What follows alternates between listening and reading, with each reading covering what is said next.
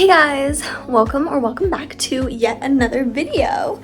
If you're new around here, my name is Marcelina. I am a 15-year-old teen author, and on this channel we discuss everything writing, editing, and publishing related as we follow along my journey with my second book. So if you don't know, I currently already have one published book under my belt. It's called The Blood That Divides Us. I actually have a copy of it on my desk. Hold on. It's buried under everything else, but ta-da! My beauty, my pride and joy. This came out like 6 months ago. I had such a fun time with it. But now we are moving on to my next book. It is yet another mystery romance. If you can't tell, I kind of have an obsession with that genre. But this one is called Labeled Innocent, Presumed Dead. It is inspired by The Naturals, as well as The Inheritance games, both by Jennifer Lynn Barnes, as well as Pretty Little Liars.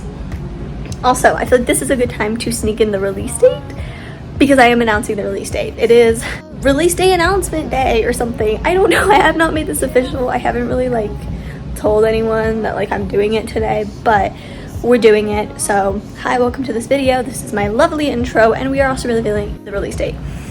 I'm high on a smoothie. If you can't tell, I have a lot of energy.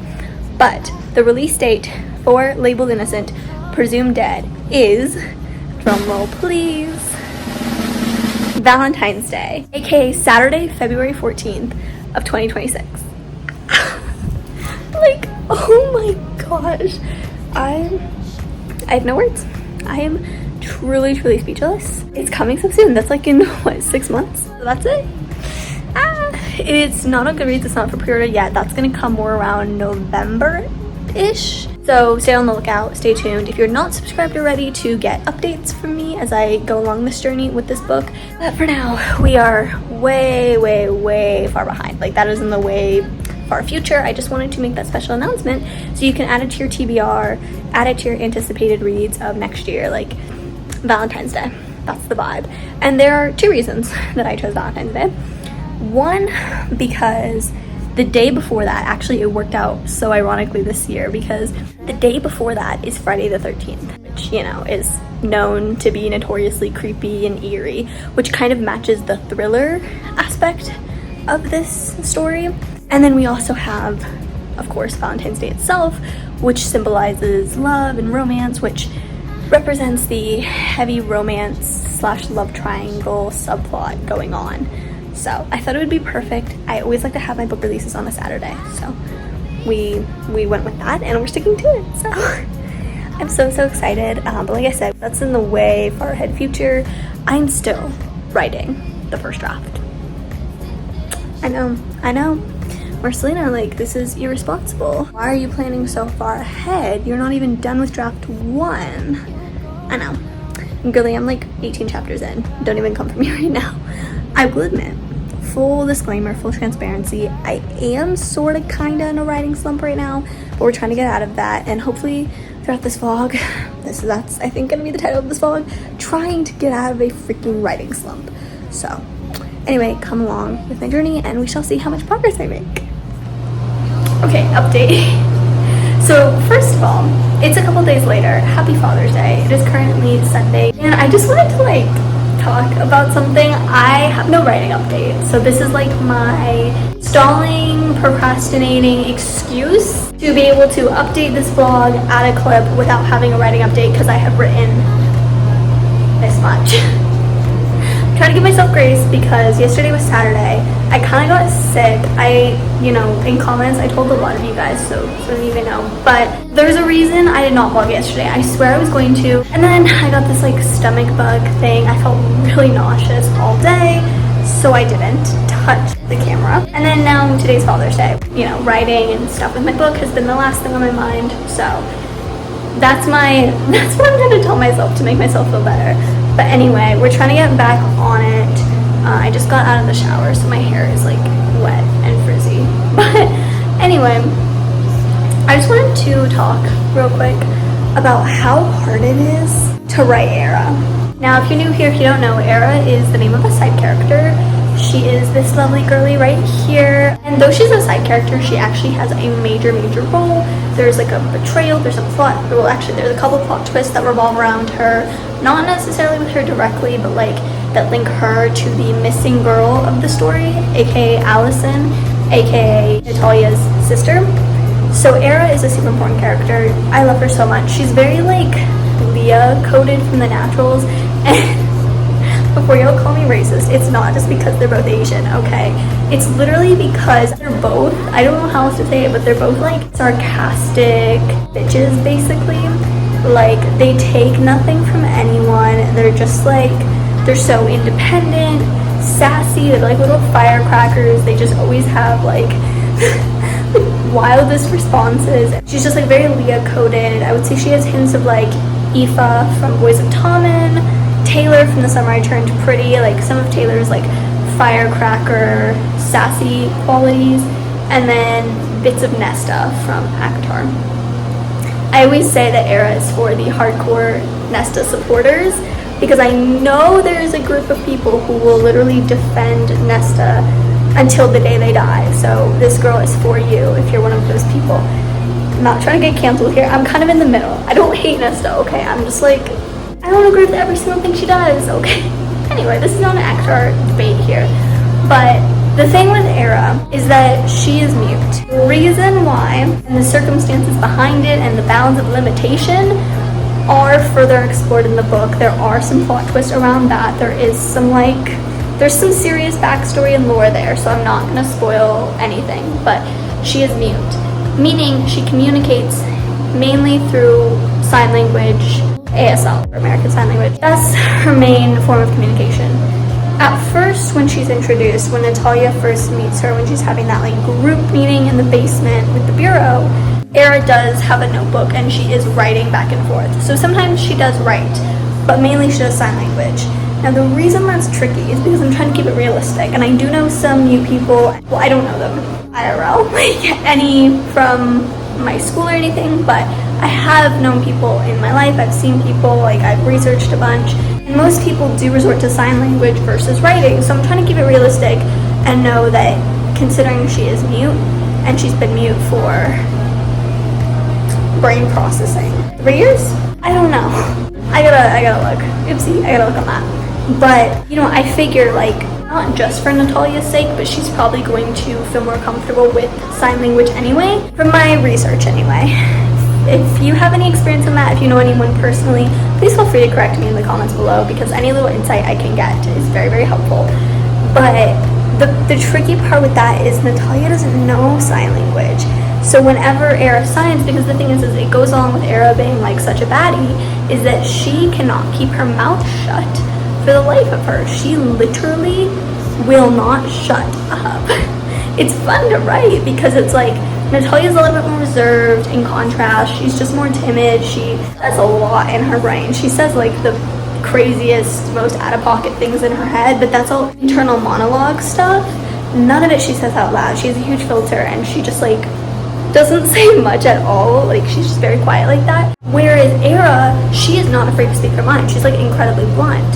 So like obviously she signs a lot, so then because Natalia doesn't know anything about sign language, she could catch maybe some words like the clapping one, I think that's what it is.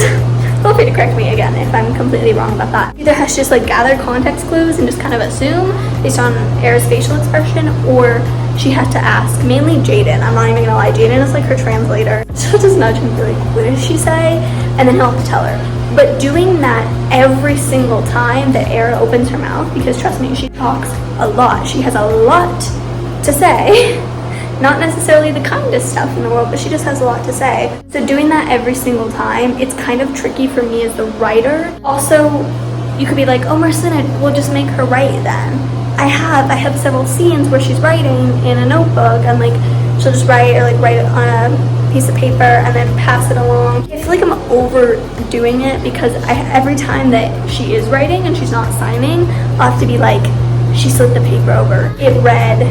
Like I'm really trying to emphasize that it's a piece of paper because I'm going back and forth on whether or not I should bold it or if I should just leave it as normal text. Then I don't want people getting confused and thinking it's a plot hole and being like, I thought you said she couldn't talk, why does it look like she's talking? Like, I guess what I'm trying to say, like when she's writing, I have to find a way to make it distinguishable from dialogue speaking so that some reader who's maybe not fully paying attention. Doesn't leave a salty wants a review and is like, this girl started talking halfway through. It was so confusing. She doesn't talk. You could just assume every time there's quotation marks around any time with Era's dialogue tag, it does not mean she's verbally speaking. It means she's writing. I just don't really know how to differentiate that.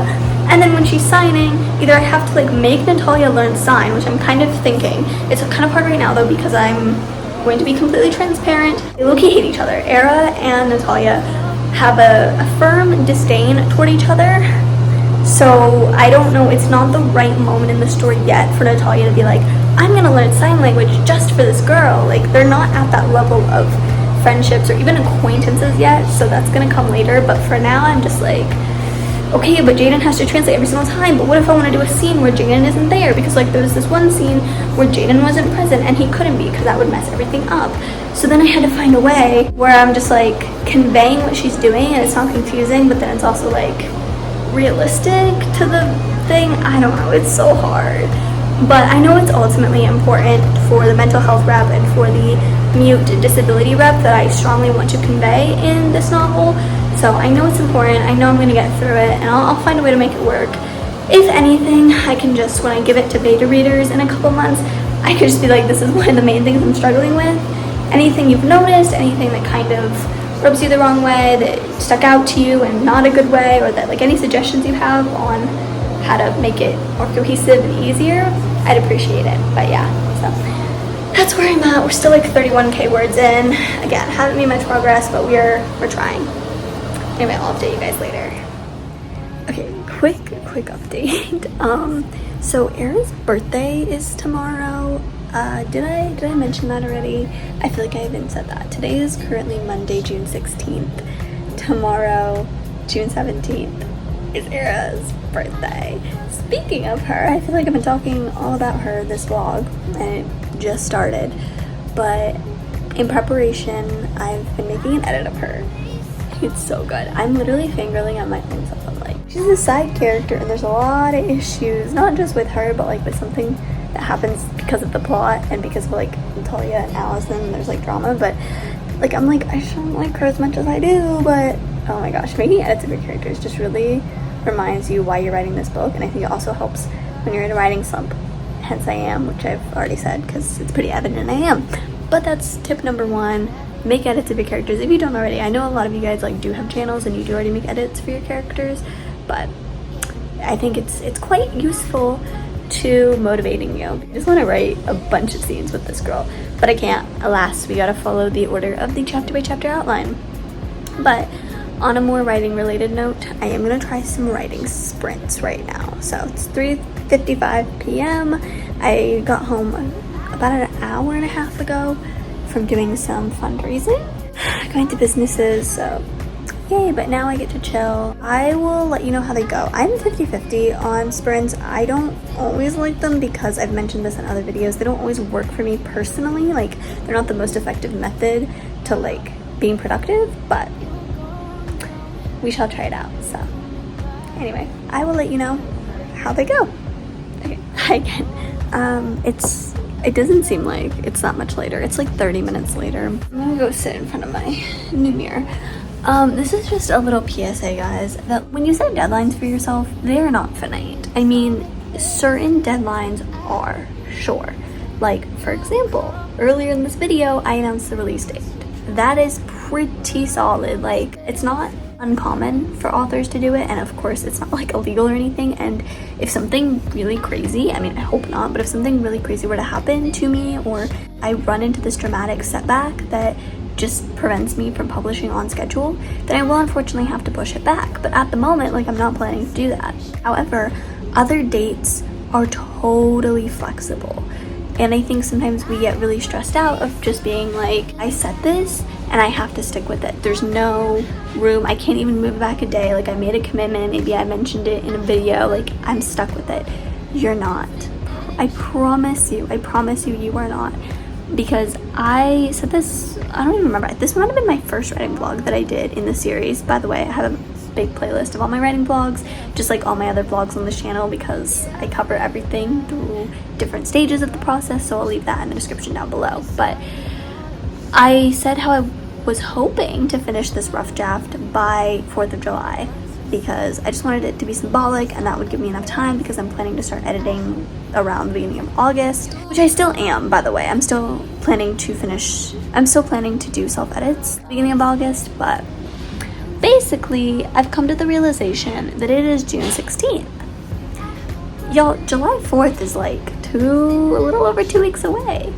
And I am nowhere near the halfway point. I think, according to my word tracker, and I've done the calculations, I'm approximately 32% in. 32%. If you know anything about math, that's 1/3.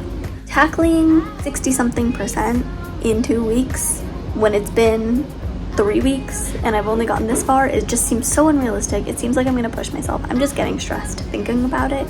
So what I've decided is I am going to push back, not the release date. I'm probably going to still edit on time, contact beta readers, get into the further stages as planned, but I am going to give myself more grace and I am going to push back my deadline to finish this rough draft to, I'm thinking, July 20th, July 24th. July 24th would make it exactly 2 months. So I have that. I changed my pacemaker, but like, I don't know. We will see what I want to do.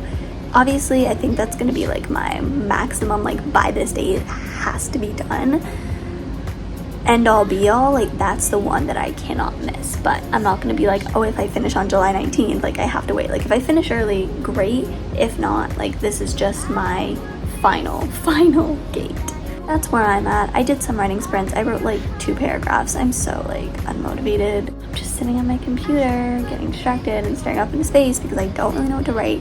I am coming up on the end of the chapter though. I think I'm gonna push myself to just finish this chapter and then I can regroup because the next one we are moving into like the meat of the plot. Like we're getting into a really, I would not say the climax, it's way too early for that, but we're getting into like a really high stakes scene.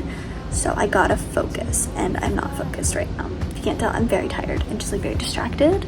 So I need this scene that I'm about to write, this upcoming chapter, is very, very like plot driven. Like there's a lot of details and clues and foreshadowing and red herrings to future plot twists that's gonna happen way later that I gotta set up and details I have to remember. And also this is one of the chapters that's heavily inspired by a true crime case, so I need to constantly watch the documentaries and do research and cross-reference so that I am making sure I'm keeping the details accurate. Obviously it's fiction, but I am pulling inspo from that and pulling like kind of a tribute to that, so I need to make sure I have some significant facts correct from the actual case. It is the Lisa McVeigh case, by the way, which you'll know, it's that from that one film that the lovely actress Katie Douglas starred in. Put it up on the screen. I think it's called Believe Me, The Abduction of Lisa McVeigh or something. Warning, like the full movie is free on Lifetime, like you can search it up on YouTube. That's how I watched it. Please track the trigger warnings and please go into it with a box of tissues next to you. I've watched it twice and even the second time around when I knew exactly what was going to happen, I still bawled my eyes out and then stared at the ceiling after because it's so depressing and like gut-wrenching. You just have no thoughts after. And the fact that it is obviously focused on a true story and the true story of Lisa, who is luckily now a police officer. She's doing great, she's thriving, she's helping others in Florida. Good for her. I love her so much. She is such a role model and inspiration. But anyway, this next scene is kind of paying homage to the unfortunate story that involves kidnapping and rape with her and how like no one believed her, and there's some influences of other cases in there, just not as prevalent. And then I'm gonna start weaving in things. So that's where I'm at.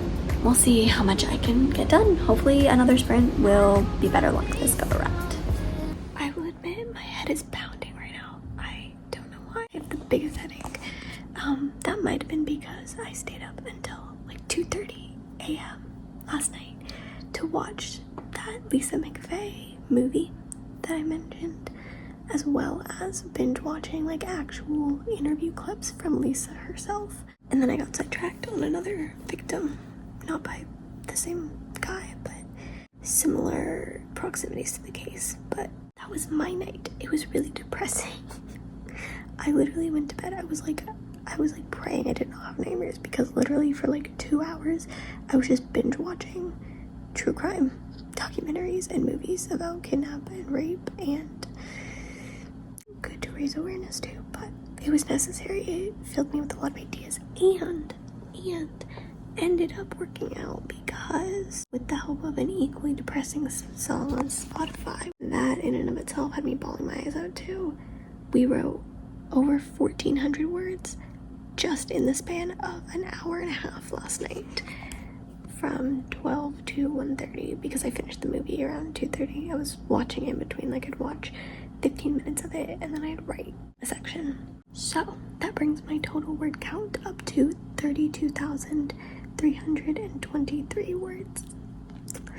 We're making progress, but it's really cool. Not the documentary, not the fact that I cried several times last night and made myself depressed, but sorry, the air just clicked on. The coolest part was the fact that I wrote more last night in a very, very, very short window than I have in about a week. So does this mean we're getting out of a writing slump finally? Question mark. Fingers crossed. I really, really hope so. I've already been sitting here and writing a few hundred more words this morning. It's currently 10:56 a.m. on Tuesday, June 17th. So I know the word count that I just gave you, I said that that's what I ended with last night. That's actually not what I ended with last night. I've ended with like a little less than 32k, maybe just about 32k, and then I've written a few hundred words thus far this morning. But I think we're breaking out of our slump because feeling we're in a flow, I think, hopefully. Song of the scene right now is a mixture of, it's all Natalia themed songs because we're in like a Natalia hacking scene, and whenever Natalia's hacking I do her themed songs, which were organized on the playlist. So that would be Keeping Everything Inside by Sophie Pecora, Mirror Ball by Taylor Swift, and probably Nostalgia by Tate McRae. Those are like the three for this particular scene.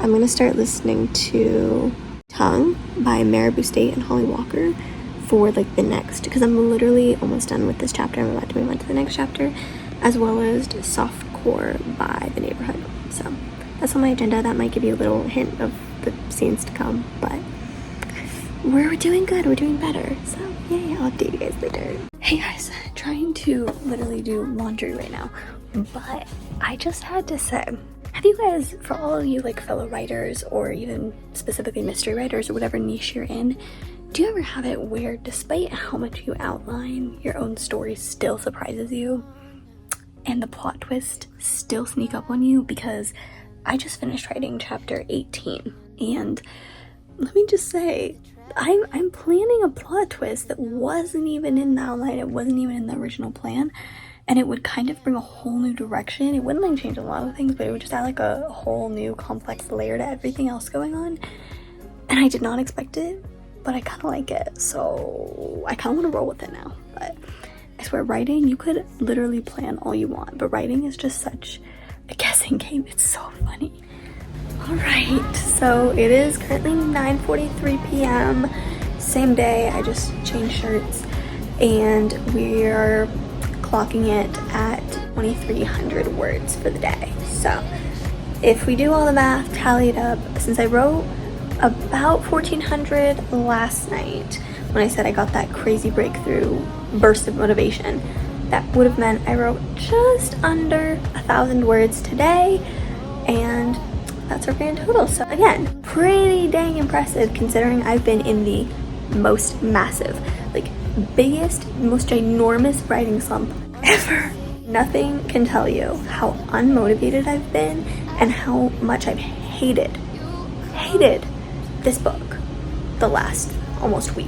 It's been like 6 days, but how much I have despised every ounce of this book and have been really tempted to start over. So we're getting past that. That was just a phase. I was just being emo and moody, but anyway, we got past that. I think we're officially out of our writing slump. Yes, I don't want to jinx it, but yeah, we wrote over 2,000 words. I'm so happy and grateful, and we're leaving off on a pretty solid scene. I should go to bed soon.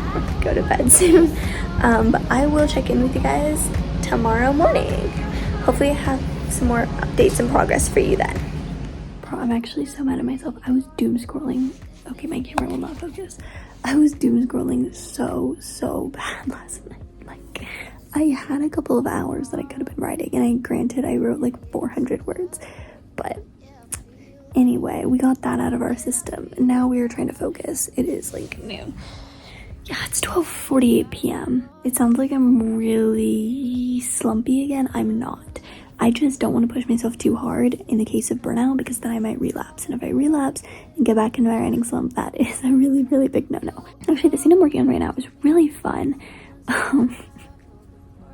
Again, song of the scene here, I mentioned this before, but Softcore by The Neighborhood and Doubt, specifically like the demo remix version by 21 Pilots. Anyway, this one, it's really, really fun because it gets to test Natalia's wits and her intelligence and her quick thinking. And I'm gonna ramble about something, but I have mentioned this in a couple of videos and I've gotten several comments of people being flabbergasted and shocked, like, wait, you like Natalia more than Alyssa? Like, Alyssa's my sweetheart, she's my darling, how could you like Natalia more than her? It's not even that I don't.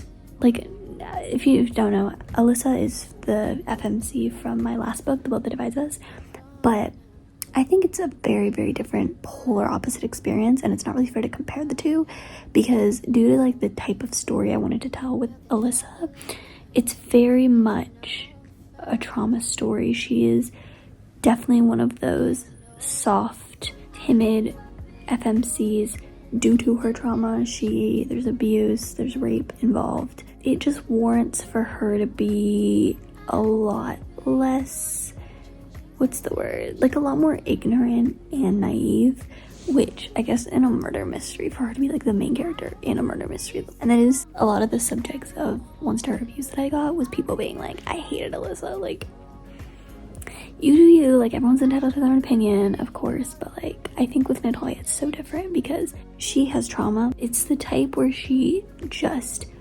builds and builds. She is so intelligent, so sophisticated, and like she knows so much more than like even the freaking FBI does. So it's like, I think she uses her pain in a different way. Like if you read The Boat That Divides Us, you know, Alyssa got triggered a lot, panic attacks a lot, had a fear of physical touch, and that kind of contributed to like her just being very distant from the case, low-key. I feel like she wasn't like a detective, like she kind of solved things accidentally in that story. But like with Labeled Innocent Presumed Dead, I'm not even kidding, Natalia is like a go-getter. Like she is like a Pitt Fitz Amobi meets Cassie Hobbs meets Avery Graham. Like girly can get things done, and it's just like she catches little details. She's very perceptive too. I think that's the word I was looking for. She catches things that literally no one else does. Like there's a scene with her and Jaden that I'm writing right now, for instance, and Jaden's obviously, he's been doing this for years and years and years. He has a lot more experience since his childhood, but that's a whole backstory dump. But then it's like, he was like, what are you doing? Are you insane? And then she's just like, she's doing her thing, she's in her zone, and she's doing things that don't really make sense to him, but she has this own like mechanical reaction in her head that actually is going to end up being a key player to solving this current case that they're working on. It's just like a different level, and it's so fun to actually write a teen detective FMC that's like actually like effective, you know what I mean? No shade to Alyssa at all, but like I just felt like it wasn't realistic for her story, for Alyssa's story, to make her go all like Nancy Drew. Not saying that she's like stupid or anything. I love Alyssa still to pieces, but Natalia is just like on another level. She's just so sophisticated, and I love writing that. Like girly is a genius and she doesn't even know it, but she's very humble about it. So anyway, that's what I'm writing right now. Are all my clips gonna be from the same day? Maybe it's a couple hours later. I just wrote the saddest scene of my life. And the scariest part is I know it's not going to be the saddest scene of the entire book, because I was looking at my outline. We have so much more trauma to get into, but something just happened, and it's just like, I'm gonna cry. I'm actually about to cry. I have no words. What am I doing with my life? This is so heavy. Like, it's like a good thing, like a good outcome comes of it, but it's just like such a heavy topic. Oh my gosh, this is so emotional. On a different note, we hit 34K. We're at 34,360 total words so far in the manuscript, but dang, why are you pulling on my heartstrings like that? No way. Okay, so remember how I've kind of been saying this whole vlog, that's been the theme of this whole thing. I think I'm getting out of my writing slump. I think I'm out of it. I don't know. No. Trust me, I'm officially out of it. Like, there is no doubt about it, no questions asked. Because what I just did today is shocking. It is mind-blowing. And keep in mind, like, by the way, I'm never trying to brag. Like, I share these things because this is like my own personal diary and keepsake, and then on the side I know it does inspire a lot of you, so please don't think I'm like flaunting or anything. I know this is not normal, and I don't want to normalize it as like this is the expectation. So today I actually wrote 3,207 words. I know. Like, what possessed me? I have no clue. What inspired me? I have no clue. I really don't. I genuinely really don't. Which brings my total word count for this manuscript so far up to a little over 36K. Unfortunately, I don't know the exact word count. I'll put it on the screen for y'all. But yeah, this is how much we have in the document so far. It's just crazy because I was looking at my word tracker. It makes like a little graph, and I was just like, this is weird. Like, you see this like dip, like you couldn't tell last week when I was like going, but I was burning out. There's like a dip, and then I just flatline. I just write 0 words for like 5 days. It's like really bad.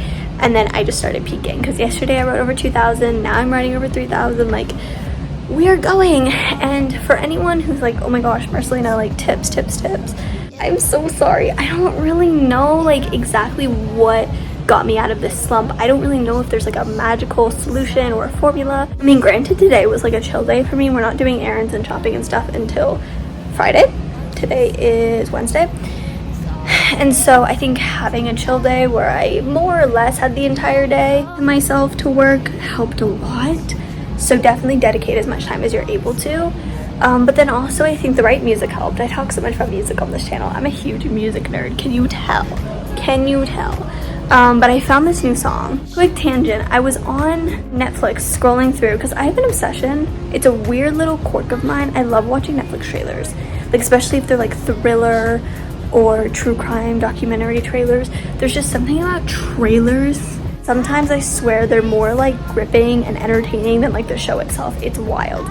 But when I was on my hunt for true crime documentaries a couple nights ago, and I was watching the Lisa McAvey movie that I mentioned, I stumbled across this Netflix film called Unbelievable. In a similar wheelhouse, I actually might give it a watch. I feel like my parents watched it. It came out 5 years ago, so it was like peak pandemic. I was 10 years old, so that's probably why I never watched it, or they never let me watch it. Way too young, because it's inspired by true stories of a serial rapist case in Colorado that happened, I want to say back in 2006, where this girl essentially, like, no one believed her, and then apparently like the police paid her off. It was like these male police officers, obviously, they like paid her off because they didn't believe her, and there was a lawsuit involved. But I was watching the trailer for that, and this song came up, and it's this song right here. It's called Innocence. Guys, please give it a listen, please. I actually added it to the playlist. I promised myself I would no longer add more songs to the playlist because that thing gonna get up to 6 hours long in a second. It is so bad. Like, I try to write out everything. Not a chance with this one. I mean, I probably still will, but it's gonna take up like 10 pages formatting wise at the front of this book because I have so many songs. But I couldn't help adding it. It's like such a drama, but like tragedy, suspenseful vibe. And anyway, it fit the scene I was writing. Same scene that I said, it was like really depressing, really heavy. Yeah, somehow I cranked out that many words. I was just listening to it on loop. For me, I think trying not to switch songs or location too much, trying to just keep it routine, consistent, same song, same location if you can. Try not to be interrupted, just like really concentrate. I think also I do a variation of sprints where I kind of have a writing video. So I was watching Katie Wismer's writing videos. I love her so much. She's literally one of my favorite author tubers, and her books, The Marionettes, are some of my favorites. It's like a dark fantasy, romance, paranormal type series. There's like vampires and witches and Fae and enemies to lovers. It's so good.